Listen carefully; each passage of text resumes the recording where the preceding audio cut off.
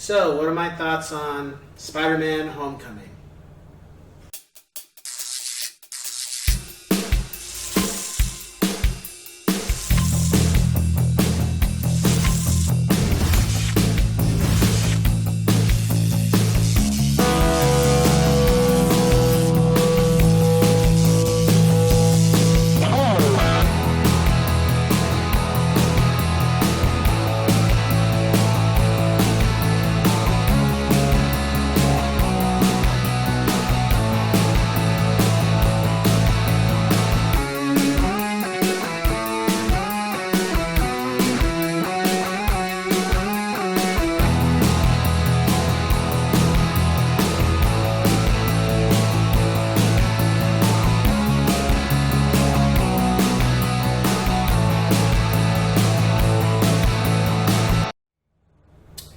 What's going on, ladies and gents? Cyberline coming back to you with another Marvel Cinematic review. This time we're moving on to Spider-Man.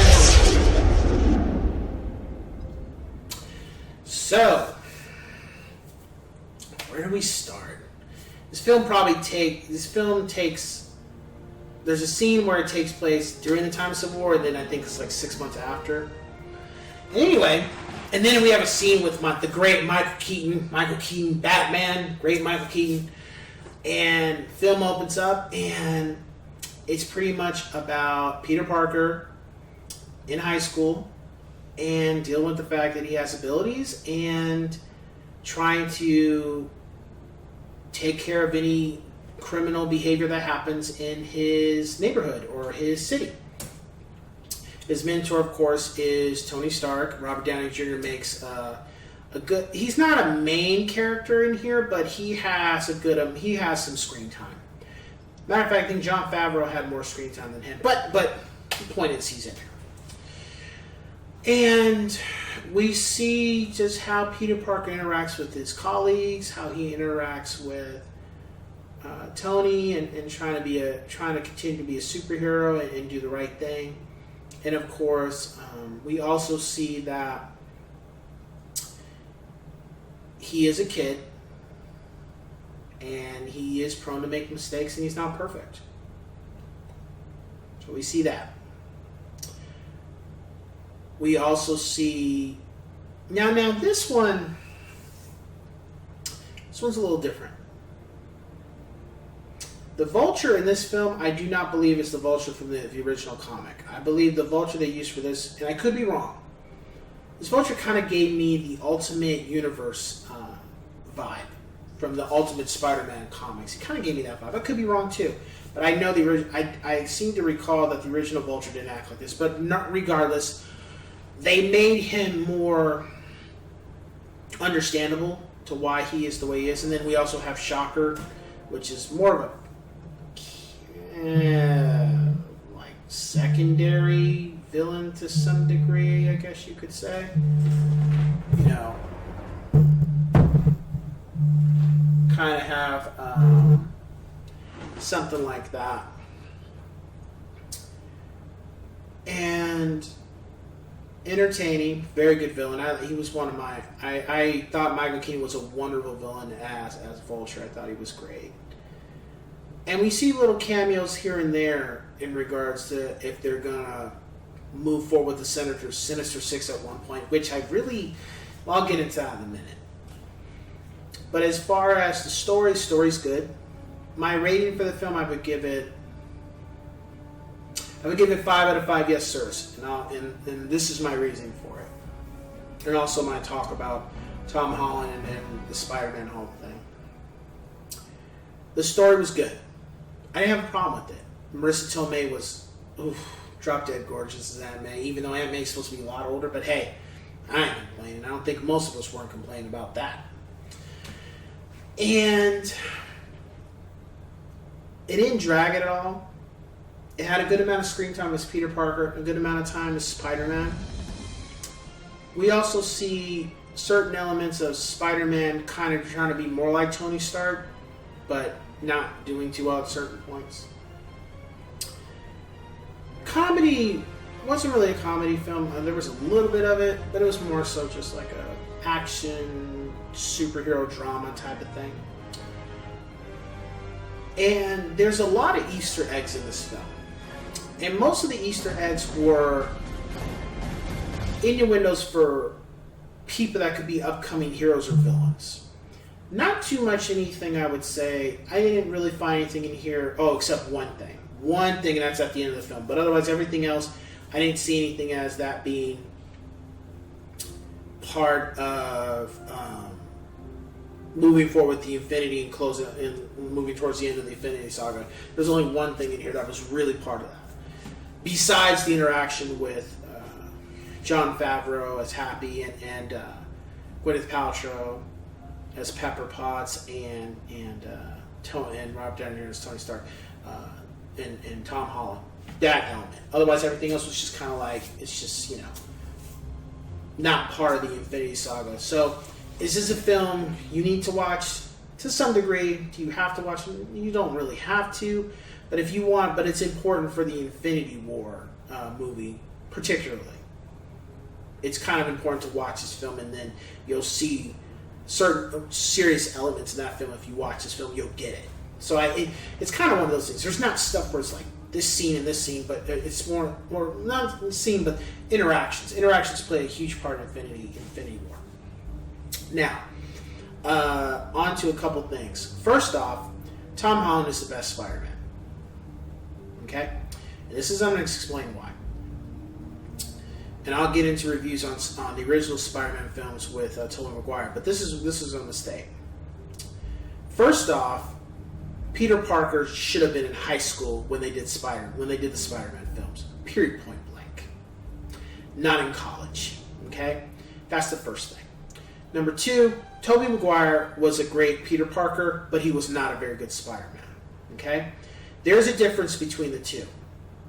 Okay? Andrew Garfield was a great Peter Parker, but not a good great Spider-Man, but not a great Peter Parker. Tom Holland has been able to do both, and this is why. First off, Peter Parker is a person who keeps to himself, sometimes has conversation with people, but he holds in a lot of how he feels about people and emotions. Because with great power comes with great responsibility. When he puts on that suit, the real Peter Parker comes out. Okay? When they did the other Spider-Man films with Tobey Maguire, you didn't have a difference between the two. You just had Tobey Maguire acting like he was without the suit when he put on the suit. You didn't have any of the wisecracking. You didn't have the smart mouth. You didn't have what made Spider-Man Spider-Man. All you had was the intellect part, and some of it to a degree, but that was it. But then when they did Andrew Garfield, you had that, but you didn't have the Peter Parker where he keeps to himself and he's a scientist. He's very involved with science to a degree. Whereas with Tom Holland, you got that. But then people are going to say, well, Tony Stark. I'm like, yeah, okay, fine. The suit is one thing. But even still, who made the webbing? Because what you did with the other Spider-Mans is it shot out of his wrist. You pretty much gave him the Venom output. Even though Venom actually comes out of this part. Okay? That was a problem. The other thing is people say, well, Tobey Maguire made his own suit, so what? Still didn't get the character fully right. And, didn't do the abilities the right way either.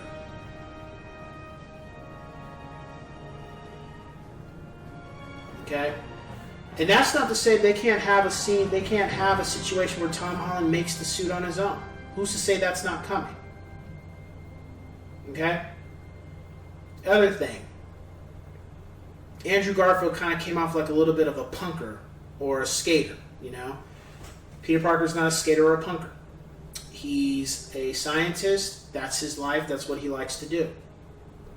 Didn't portray that right with those other films either. The only thing I felt they got right was the situation with Gwen Stacy, even though Gwen Stacy was not Peter Parker's first girlfriend. And Mary Jane was not his first either. Mary Jane, I think, was like his fourth or fifth. So it was interesting they got that right, but they still didn't get most of the stuff right. They got the Lizard right. As far as the villain, yeah, Vulture probably wasn't the closest thing to the comic, but so what? You know, you can still do something else with that. But the point is, Tom Holland is the first time where we had on screen where we had somebody playing not only Peter Parker but Spider-Man. We had the quiet intellectual, but we also had the smart mouth.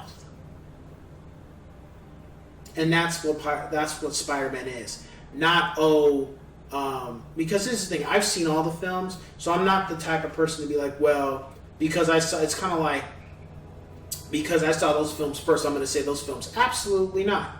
I'm going to say, who's the closest thing to portraying the character? Who's doing the closest to how the character is in the comics? Because you also got to remember, are you basing that on which part of the comics for Spider-Man? Are you basing that on the 1980s, the 1990s? See, I'm basing how Peter Parker really is on when the comics first came out, when Stan Lee first did them. And Tom Holland exhibited that behavior.